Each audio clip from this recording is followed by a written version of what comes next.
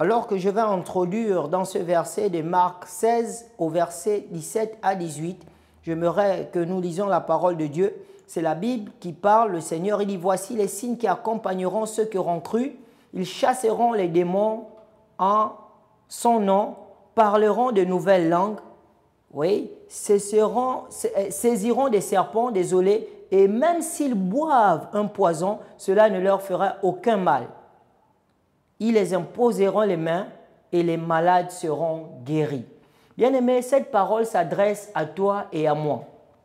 Il faut comprendre qu'au travers de ce verset, la Bible nous fait comprendre qu'à tous ceux qui sont croyants, à tous ceux qui sont enfants de Dieu, nous avons reçu le pouvoir. Nous avons reçu le pouvoir d'influencer les forces démoniaques en tant qu'enfants de Dieu. C'est quelque chose qui nous a été donné. Tu dois comprendre ce soir la capacité, sinon le pouvoir que tu as en toi en tant qu'enfant de Dieu.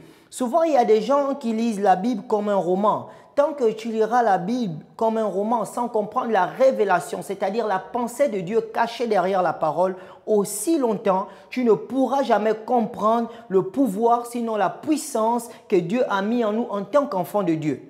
C'est pourquoi ce soir, j'aimerais t'amener à comprendre, peu importe la maladie qui est venue avec toi, peu importe l'inquiétude qui est venue avec toi, peu importe le stress, l'angoisse, j'ai envie de te dire, il y a quelqu'un dans le ciel qui est capable de répondre à ton besoin ce soir. Mais Dieu a besoin de quelque chose. Il a besoin que tu crois en lui. Peu importe la situation, même quand on te dit c'est fini, Dieu a besoin que tu crois en lui. Et nous allons lire un deuxième verset. Un deuxième verset, c'est dans le livre des psaumes. Le psaume 91, le verset 3 à 4. La Bible dit, il te délivrera du filet de l'oiseleur, de la peste, il te délivrera du filet de l'oiseleur, de la peste, finestre, et il te couvrira des plumes, et tu trouveras un refuge sous ses ailes. Sa fidélité est un bouclier et une cuirasse. Oui, bien-aimé, ce soir, j'ai envie de te dire, je ne sais pas par où tu traverses, quelle situation tu traverses, quelles circonstances tu traverses. Mais j'ai envie de te dire ce soir qu'il y a quelqu'un dans le ciel qui a la capacité de changer toute circonstance. Toute circonstance. Il y a une chose dont Dieu, qui ne plaît pas à Dieu, désolé, c'est l'incrédulité. En tant qu'enfants de Dieu, nous sommes incrédules. Même lorsque nous avons vu Dieu faire des miracles dans le passé, mais chaque fois qu'il y a une situation que nous traversons, nous oublions ce que Dieu a fait dans le passé au point où nous pensons qu'il n'est plus le même hier, aujourd'hui, éternellement. Et l'incrédulité, Dieu n'apprécie pas cela. Pour que le miracle se vive, Dieu a besoin de quelqu'un qui croit, peu importe les circonstances, peu importe les vents et moyens, les vents qui souffrent, peu importe ce qui arrive dans ta vie, les complots qu'on mène comme toi, Dieu a besoin de quelqu'un qui croit et qui a toujours la foi. La Bible nous démontre cet homme rempli de foi qui croyait en Jésus, appelé le Centilier. Lorsqu'il viendra vers le Seigneur, il va dire à Dieu, « Je ne suis pas digne que tu rentres chez moi, mais dis seulement quelque chose. » Il avait la capacité de connaître la grandeur de Dieu et il a dit à Dieu, « Pas besoin de te déplacer. » Il dit, « Moi, je suis un homme. Mais je suis un officier, mais j'ai des sous-officiers à ma charge. J'ai dit à l'autre, va, il vient, à l'un vient, il part. Et toi, tu es le Dieu, le Tout-Puissant, dis seulement un mot. » Et ce soir, c'est cette attitude que je voudrais que tu puisses avoir, de comprendre que Dieu est plus grand que toute chose. Vous savez, lorsque j'entends des gens parler à Dieu de la grandeur de leurs problèmes, ça m'attriste. Parle à tes problèmes, la grandeur de ton Dieu. Mais ne parle pas à Dieu la grandeur de tes problèmes. Qu'est-ce que j'ai envie de te dire? Peu importe les circonstances, les problèmes que tu traverses, commence à parler à la grandeur de ton Dieu à tes problèmes. Oui, c'est vrai, j'attends un visa. Oui, c'est vrai, j'aimerais me marier. Oui, c'est vrai, j'ai une maladie. Oui, c'est vrai, il me manque des finances. Mais je te dis, toi, cette situation, cette condition, mon Dieu est plus grand. L'or et l'argent l'appartiennent. La terre et tout ce qu'elle renferme. S'il est avec moi, qui serait contre moi? Commence à parler de la grandeur de Dieu à tes problèmes, bien-aimés. Change de méthode et tu verras comment les choses vont se passer. Vous savez, le miracle, c'est une attitude. Le miracle, c'est un caractère. Le miracle, c'est un comportement. Il y a des personnes, quand ils viennent dans ce genre de programme, ils ne viennent pas avec l'attitude qu'il faut. Ils ne viennent pas avec le caractère qu'il faut. Ils ne viennent pas avec le comportement qu'il faut. Bien aimé, la Bible nous parle de ce paralytique qui était là depuis 38 ans, qui quémandait le monde. Assure-toi, imagine-toi 38 ans, l'année a 365 jours. Chaque jour, il fallait amener cet homme-là pour jouer le même rôle, le rôle des mendiants. Est-ce que tu comprends la grandeur de la souffrance de cet homme? Mais il ne s'était jamais découragé. C'est-à-dire, il venait chaque matin avec une bonne attitude. L'attitude de recevoir. Et la Bible nous dit, ce jour, Pierre et Jean montaient à la 9e heure au temple pour prier. Et cet homme se tenait là, en regardant Pierre et Jean, s'attendant attentivement à recevoir quelque chose. Voici l'attitude dont un enfant de Dieu a besoin. Chaque jour, vous savez, la Bible nous dit, les bontés de l'Éternel ne sont pas épuisées. Ses compassions ne sont pas à leur terme. Elles se renouvellent chaque matin dans nos vies. C'est-à-dire aujourd'hui, tu es venu dans une réunion comme celle-ci, un programme de prière, tu n'as pas reçu le miracle, ne te décourage pas. La Bible dit au temps favorable, Dieu va t'exaucer au temps favorable. Mais et l'attitude? Le miracle se déclenche que lorsqu'on a l'attitude. Le miracle se déclenche que lorsqu'on a le comportement. Le miracle se déclenche que lorsqu'on a un caractère. Regardez, je vous prends un exemple. Jésus arrive, Lazare est mort.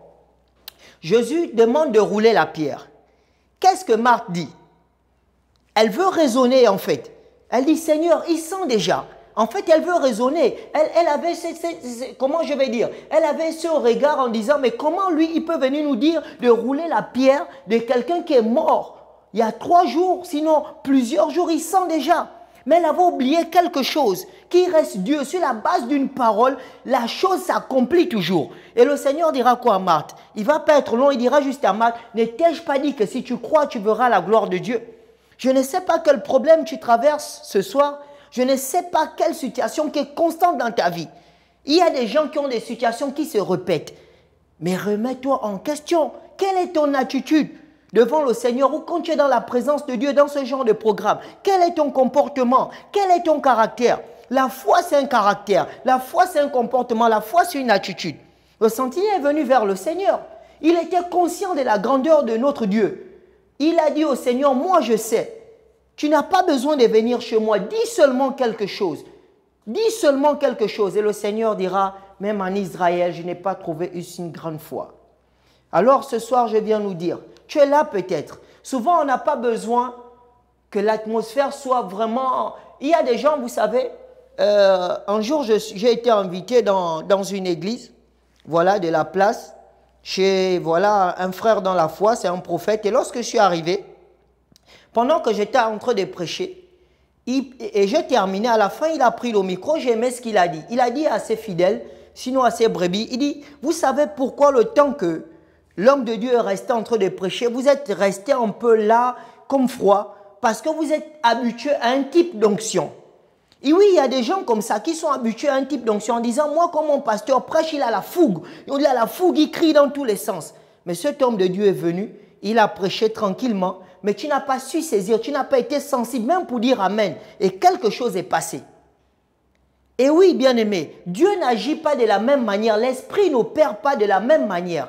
C'est pourquoi tu vas être dans un programme, tu peux te dire, oui, c'est un programme aussi simple.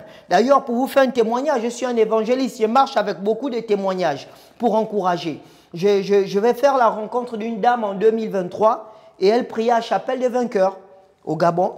Elle m'a dit, je pris l'avion pour aller à Shiloh.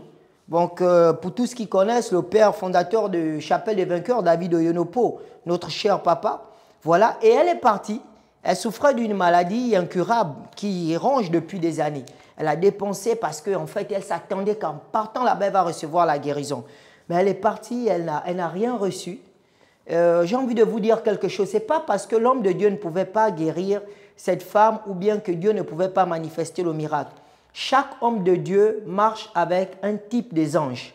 Il y a des pasteurs que vous allez voir qui prêchent beaucoup sur la prospérité. Il y a des pasteurs qui prêchent sur la guérison. Il y a des pasteurs qui prêchent sur la sanctification. C'est-à-dire, par rapport à l'appel que Dieu a donné à chacun d'entre nous, chacun a un type des anges. Je ne dis pas que le père David Oyonopo ne peut pas, voilà, opérer dans la guérison, mais elle s'attendait plus à ça. Elle s'attendait à l'homme de Dieu que de Dieu. Parce qu'en réalité, si elle s'attendait à Dieu, elle n'avait même pas besoin de prendre l'avion pour aller là-bas pour recevoir la guérison. Ça veut dire que lorsqu'on s'attend à Dieu, on peut être connecté à des milliers de kilomètres. La Bible nous dit que Dieu omnipotent est présent.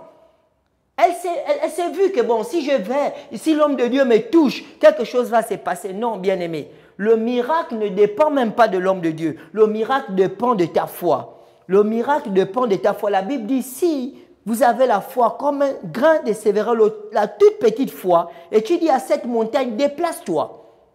Dieu attend de nous des hommes et des femmes qui ont la foi et qui gardent les regards fixés vers lui.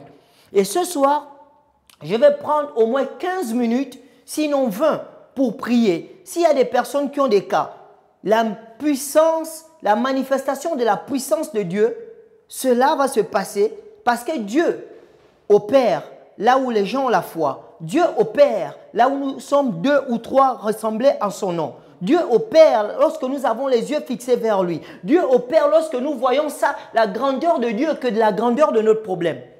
J'ai envie de t'apprendre ce soir, apprends à parler de la grandeur de ton Dieu à tes problèmes. Ne parle pas à ton Dieu de la grandeur de tes problèmes. Il est tellement grand. Il y a des gens qui ne reçoivent pas des miracles parce que Dieu est fatiguant en réalité d'entendre les plaintes en fait de circonstances, de situations que tu vis. Tu viens, Seigneur, regarde, depuis je veux me marier, regarde cette maladie. Non, il aimerait que tu dises, Seigneur, je sais que tu es plus grand que cette situation, que cette montagne, que ce célibat, que cette maladie.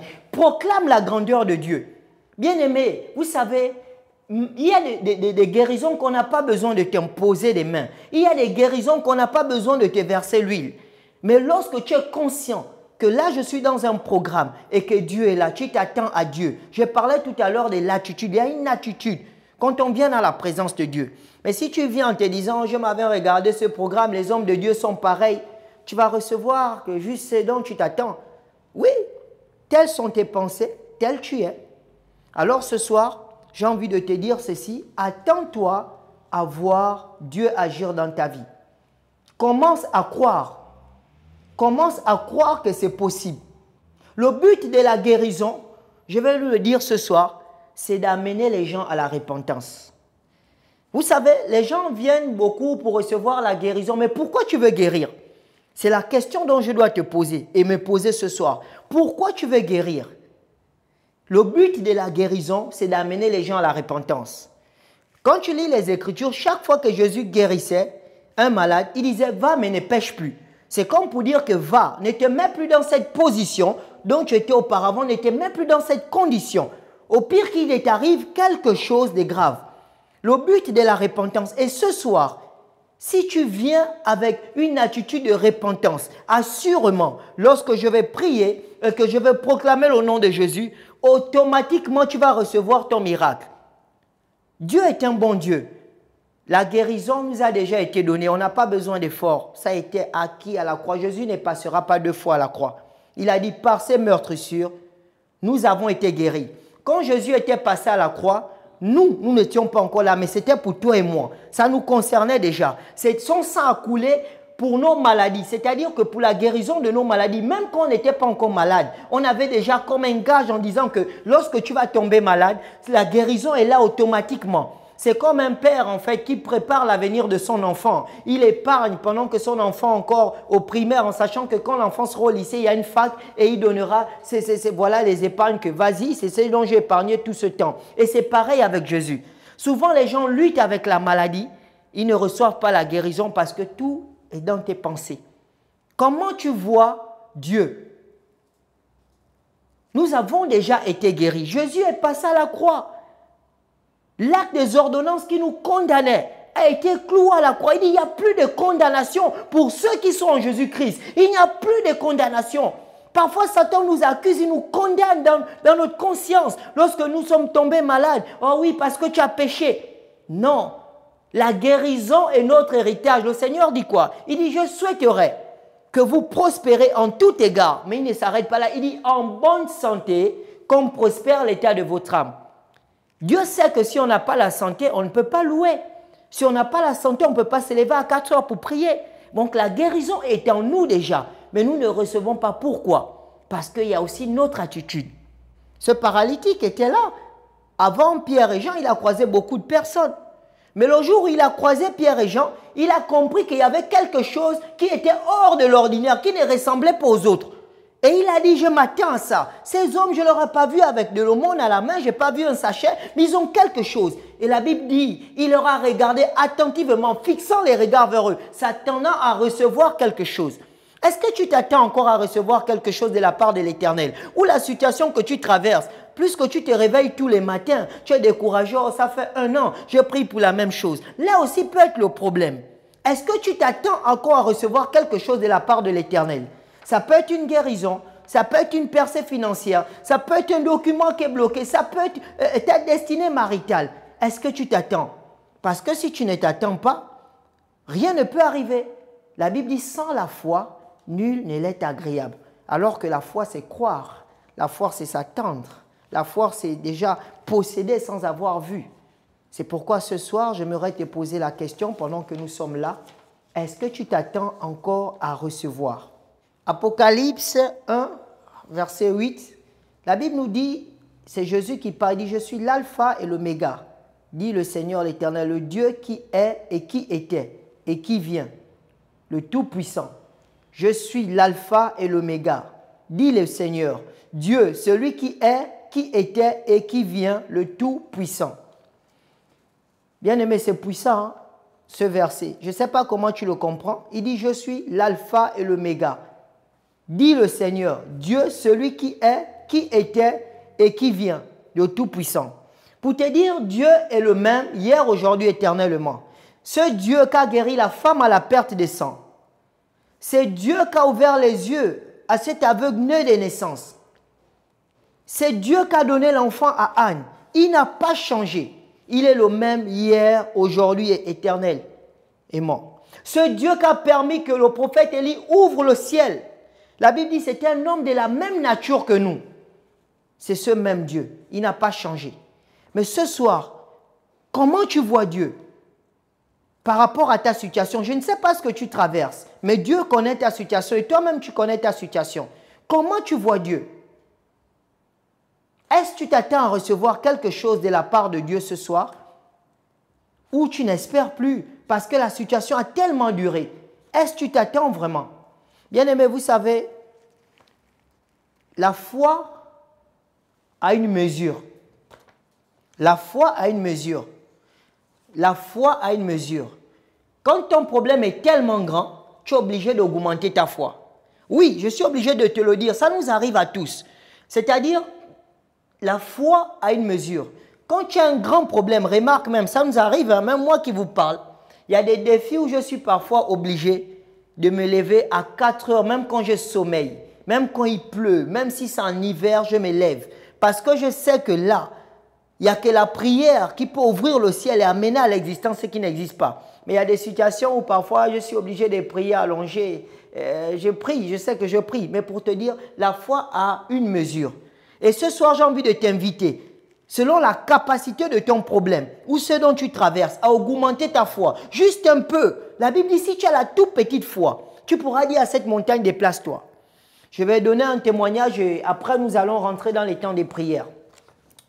En 2023, il y a une dame qui me contacte, voilà, sur WhatsApp, parce que pour ceux qui savent déjà, on avait un forum, un groupe, sinon un forum des prières, demeurons ensemble, on était plusieurs, un peu de tout, voilà, les nations différentes, Canada, etc., bref. Et quand je suis arrivé, il y a une dame qui a dit, ah, ben, je connais, voilà, un homme de Dieu qui n'est pas connu dans les réseaux, c'est un évangéliste, tout ça. Et la dame, c'était quoi son problème? C'est une Gabonaise, mais qui avait un enfant hospitalisé en Turquie depuis 3 mois dans le coma.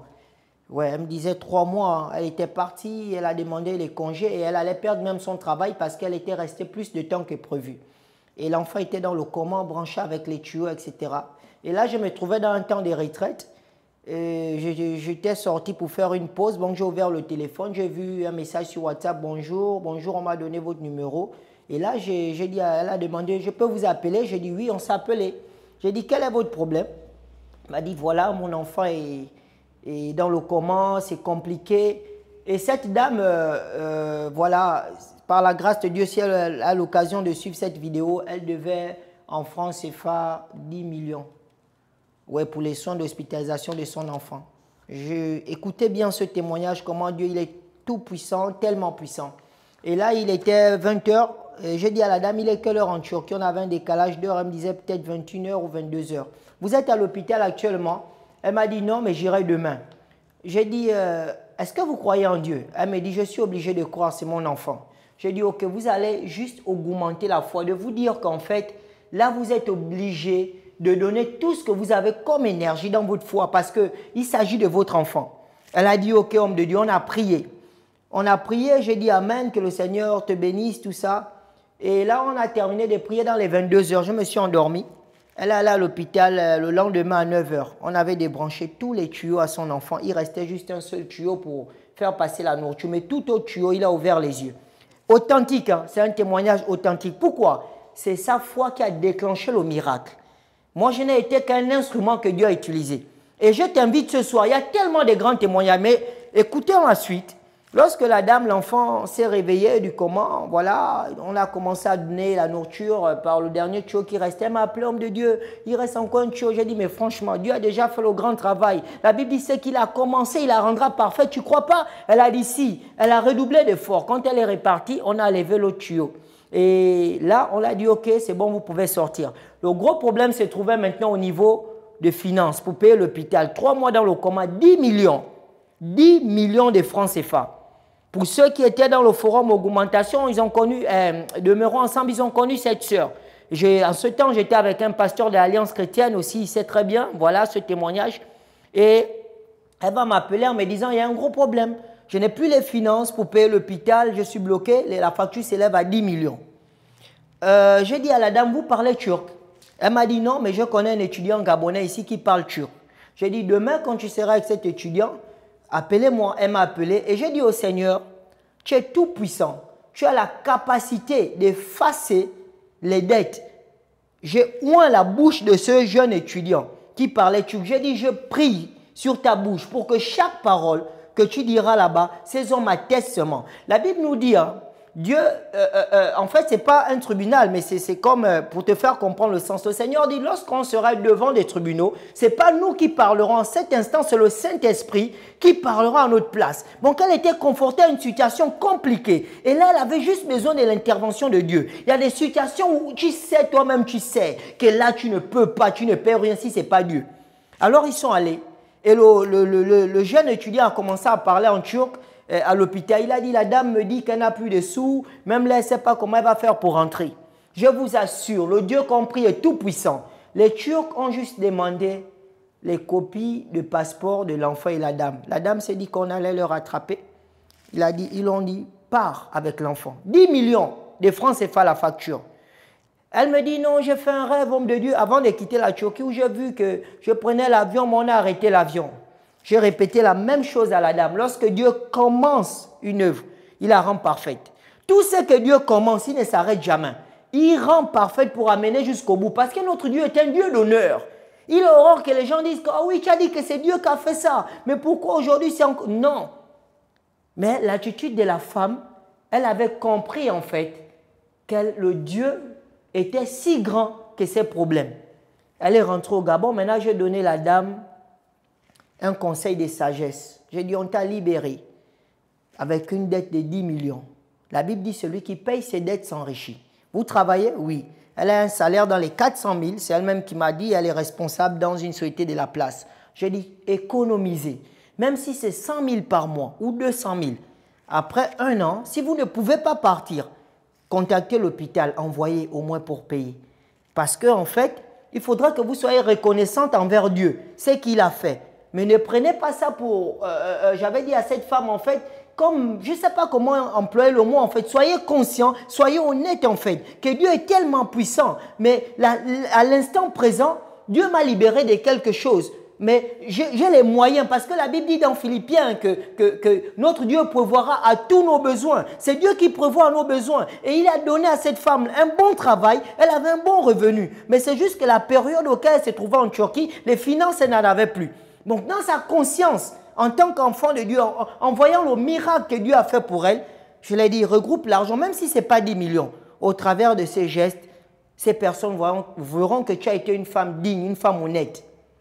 Alors ce soir, je t'ai partagé ce témoignage pour t'encourager. Je ne sais pas ce que tu traverses. Bien aimé, nous sommes dans les temps de la fin. La Bible dit dans les derniers temps, il y aura des temps difficiles. C'est pourquoi le Seigneur dit, mon juste vivra par la foi. Il y a des gens qui ont abandonné la foi.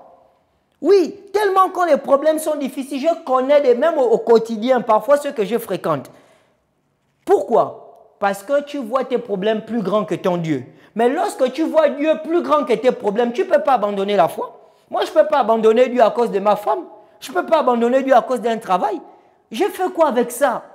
La Bible dit, à quoi servirait-il à un homme de gagner le monde et de perdre son âme?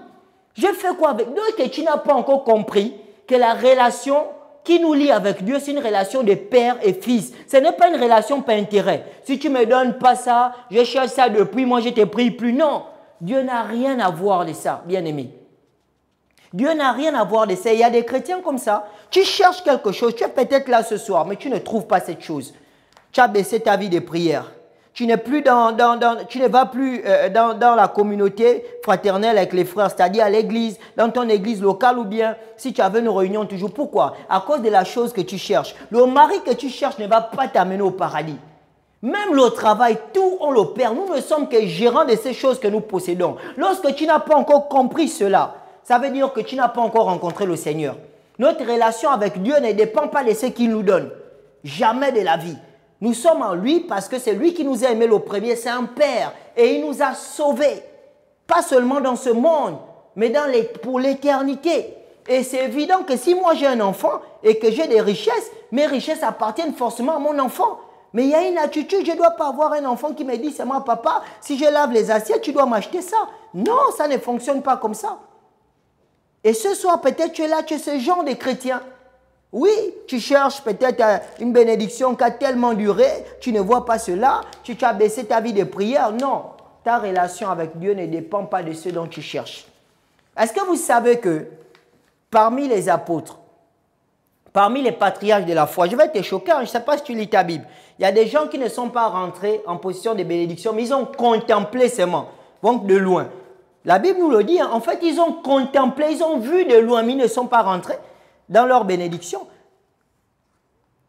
Dieu est tout puissant, il est tout. Qu'est-ce que tu peux reprocher à Dieu? Il peut te promettre quelque chose et ne pas te donner. Dieu ne te doit rien. Et j'ai pour habitude de dire ça, de nous le dire à nous tous. Qu'est-ce que Dieu te doit? Dieu ne te doit rien.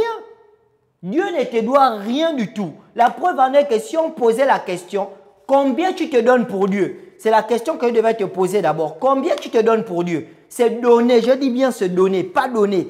Parce qu'on peut dire, oh, je donne la dîme, tout ça. Non. Vous savez, lorsque Jésus assistait quand on donnait les offrandes, pendant qu'on donnait les offrandes, il y a cette dame qui a donné cette pièce. Vous savez pourquoi Jésus a dit c'est elle qui a plus donné? Il y avait des gens qui étaient là, qui avaient beaucoup d'argent. Parce qu'en fait, elle a donné tout ce qu'elle avait. Elle s'est dit que si je perds ce que j'ai pour donner à Jésus, je serais capable de retrouver ça. C'est comme se donner en fait, cette femme. Elle a donné tout ce qu'elle avait, elle aurait pu dire que c'est ma seule pièce. Mais ceux qui donnaient, ils avaient beaucoup. Quand tu as beaucoup, en fait, c'est facile de donner. Je dis ça souvent aux gens. Si tu as 1 million, tu m'appelles tout à l'heure, évangéliste, oui, j'ai 1 million. Donner, c'est quand on se prive. Ça m'est arrivé des fois où j'ai 5 000. Et je me rappelle que plusieurs frères me l'ont reproché. Je pense qu'il y a un qui est connecté en ce moment, un compagnon de la foi, le frère Rodriguez. Il est là, il m'a dit, frère, je ne comprends pas ta vie. Toi-même, quand il te reste 10 000, telle sœur t'appelle, mais tu envoies. Il y avait une sœur que le Seigneur me pardonne, qui me fatiguait l'année passée. Elle peut te demander 5 fois dans le mois. Mais qu'est-ce que tu vas faire? C'est ça aussi, l'amour de Dieu. Et le frère là m'a reproché ça. Une fois, on était ensemble. J'ai donné le billet qui me restait et le soir, je pose la question. Frère, on va manger quoi? Il me dit non. Il m'appelle, il dit évangile, toi aussi tu déconnes, même si on prie Dieu. Et je lui ai dit, tu sais, hein, dire qu'on aime le Seigneur, c'est une autre dimension.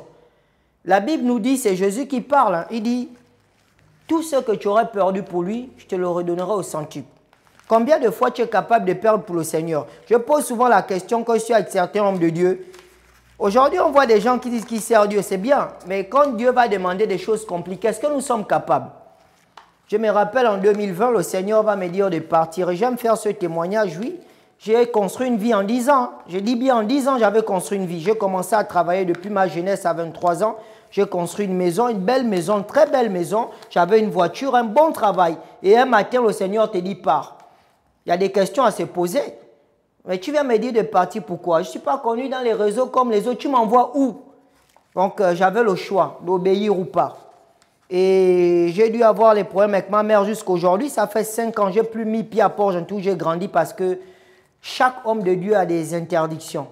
Bon, bref, on aurait l'occasion avec l'apôtre, voilà, Jean-Hugues, d'enseigner sur ça, les interdits de la destinée.